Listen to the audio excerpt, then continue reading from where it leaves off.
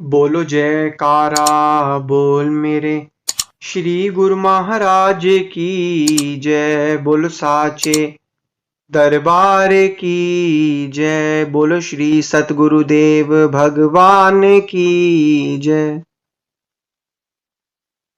सौभाग्यशाली गुरुमुख सज्जन मंडली, इसी प्रकार अपने मन एवं चित्त की समस्त वृत्तियों को एकाग्र रखते हुए अपना ध्यान सम्मुख विराजमान श्री परमहंस महान विभूतियों की ओर लगाते हुए और अपनी मुख रसना को पवित्र करने हेतु एक बार ऊंची और मीठे स्वर में बोलिए जयकारा बोल मेरे श्री गुरु महाराज की जय। बोलो साचे दरबार की जय। बोलो श्री सतगुरुदेव भगवान की जय। गुरुमुखों, हम जो आज रोज सत्संग सुनते हैं, सत्संग सुनने का फायदा क्या होता है? एक बार की बात है, एक आदमी ने एक महापुरुषों से पूछा कि मैं रोज सत्संग में आता हूं, कल भी आपने सत्संग किया, उसमें भी आपने एक ही चीज बताई, परसों भी आपने सत्संग किया था, उसमें भी एक ही चीज बताई, उससे पहले भी सत्संग हुआ था तो उसमें भी उसी से संबंधित चीजें थी, और आज भी सत्संग हुआ तो उससे संबंधित समान चीजें थी। तो जब मैंने एक बारी सत्संग सुन ही लिया है तो मुझे दोबारा बार बार उस सेम चीज को, सत्संग को सुनने की क्या जरूरत है? महापुरुषों ने फरमाया उस जीव को, देखो, तुमने रात को भी रोटी वही खाई थी, दोपहर में भी रोटी वही खाई थी, सुबह भी रोटी वही खाई थी,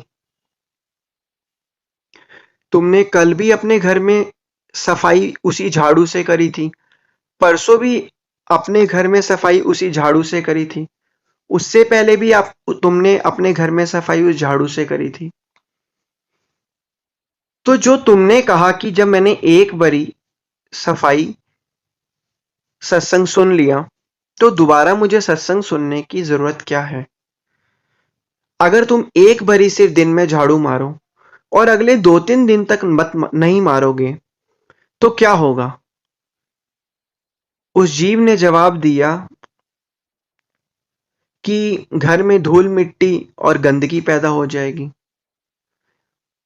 उन्होंने कहा कि अगर तुम सिर्फ एक बारी रोटी खा लो और दोबारा रोटी ना खाओ तो क्या एक दिन की, एक समय की रोटी से तुम्हारे बाकी 2 समय का पेट भर जाएगा? उसने कहा नहीं, एक बारी की रोटी खाने के बाद मैं काम करूंगा, श्रम करूंगा, मुझे फिर से मेहनत करूंगा, भूख लगेगी तो मुझे दूसरी बार भी रोटी खानी पड़ेगी।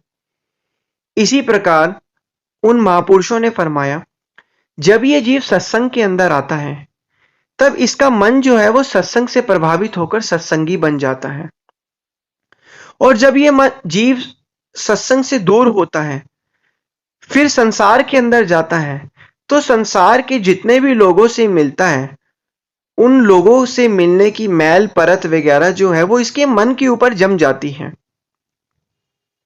मन के ऊपर जम जाने के कारण उसका मन जो है वो थोड़ा सा संसारी हो जाता है।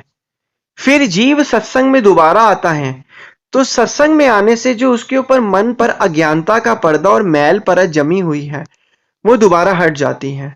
फिर जीव इस संसार में जाता है, फिर उसके ऊपर मन की ऊपर मैल और परत जम जाती है, फिर वो सत्संग में आता है और महापुरुषों के वचन जो होते हैं वो उसकी अज्ञानता को और उसकी मैल, जो कि संसारी मैल उसके मन पर चढ़ी है, उसको साफ कर देते हैं।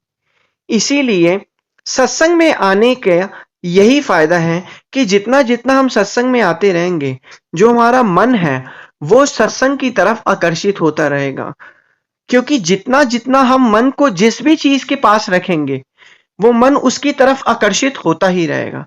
उदाहरण के तौर पर, अगर आज हम एक कोई ऐसी चीज देखते हैं, कोई मूवी देखते हैं, कोई पिक्चर देखते हैं, कोई गेम खेलते हैं। जब हम उस गेम को लगातार खेलते हैं या मूवी देखते हैं, आंख बंद करते हैं, जब रात को सोते हैं, तो उस मूवी और पिक्चर या जो भी हम गेम खेलते हैं उसका आंखों के सामने हमारा ख्याल आता है। पूरे दिन में हम कोई भी कार्य व्यवहार करते हैं, कार्य व्यवहार करने के बाद जब हम उस कार्य व्यवहार में बिल्कुल अपने मन को लगा देते हैं, तो रात को सोते समय वही कार्य व्यवहार और दिनचर्या जो हमारे पूरे दिन की होती है, वो भी हमारे मन के अंदर जो है वो चलती रहती है, क्योंकि मन का अपना कोई अस्तित्व नहीं है। इसी प्रकार जब हम सत्संग रूपी गंगा में गोता लगाते हैं, महापुरुषों के वचनों को सुनते हैं, तो जो मन है वो सत्संगी बन जाता है और उसके मन के अंदर ख्याल भी भक्ति भाव और सत्संगी वाले हो जाते हैं। इसलिए महापुरुषों ने फरमाया है कि सत्संग की एक घड़ी में आने से ही जीव को आत्मिक शांति और आनंद प्राप्त होता है।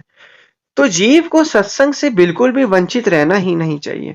सत्संग जो होता है मन के कांटे को बदलता है, मन के भ्रम को खत्म करता है, मन के ऊपर जो अज्ञानता का पर्दा चढ़ा हुआ है उसको खत्म करता है।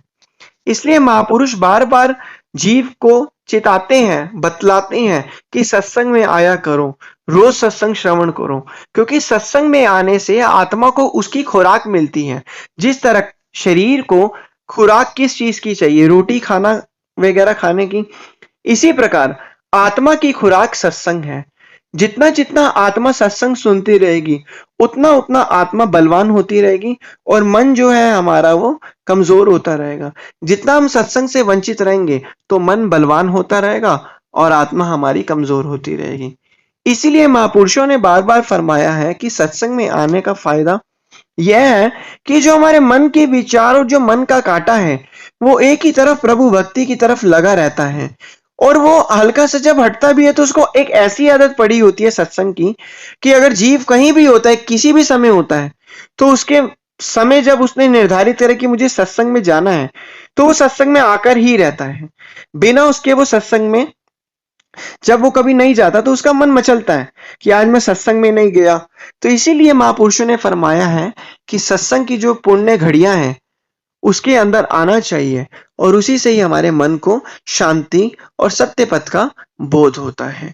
बोलो जयकारा बोल मेरे श्री गुरु महाराज की जय, बोलो साचे दरबार की जय, बोलो श्री सतगुरुदेव भगवान की